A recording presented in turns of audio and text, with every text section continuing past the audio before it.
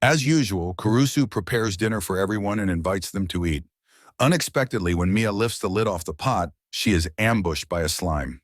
This incident leaves her feeling unwell, and Kurusu to ponder the sudden appearance of the slime. Later that night, another slime targets Kurusu, and Centauria attempts to shield him.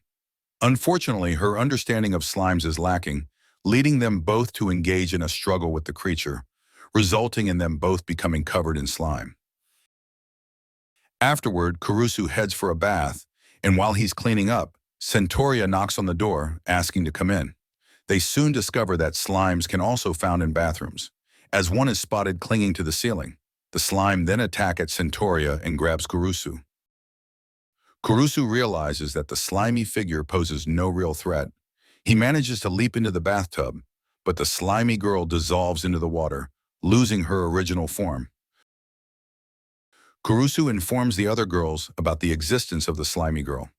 Poppy befriends her and names her Sue. Miia and Centauria suggest that Kurusu call Smith for assistance. Just as they're discussing this matter, Poppy suddenly takes off with Sue, prompting Kurusu to chase after them in panic. After a while, Kurusu across upon a river and spots Poppy still flying above with Sue hanging under her feet. Sue accidentally lands on Kurusu, who is standing below, and Poppy rushes over to her, asking if she's okay.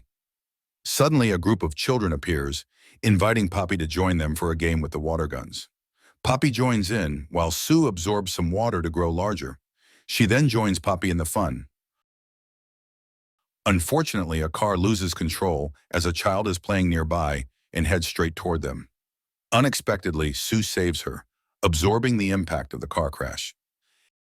Afterward, Kurusu takes Poppy and Sue home and informs Miia and Centauria over the phone that there's no need to call Smith since Sue hasn't done anything wrong. When arriving home, Kurusu is shocked to find Smith already there, who immediately spots Sue with him. In a panic, they grab Sue and make a run for it. When Sue starts to feel thirsty, she begins licking the sweat off Poppy's body. They soon realize that when they are wet, Sue will lick their bodies to fill her thirst for moisture. Meantime, Kurusu runs through the city in search of the girls. He encounters a mermaid named Maro, who is in a wheelchair. After a little talk, she informs him that she has seen the girls he's looking for. Eventually, Kurusu finds the girls hiding in a jungle, evading the government officials. When Sue spots Maro with Kurusu, she attacks her, but Kurusu quickly traps Sue in a plastic bag to keep her safe. When returning home, they discover that the new room built wasn't for Sue after all. It was intended for Maro, the newly welcomed non-human fish-like species in Kurusu's home. This revelation ignites jealousy in Miia, who believes there's a new romantic rival in their midst. In a fit of rage, Miia sabotages Maro's wheelchair, prompting Kurusu to lift Maro in his arms.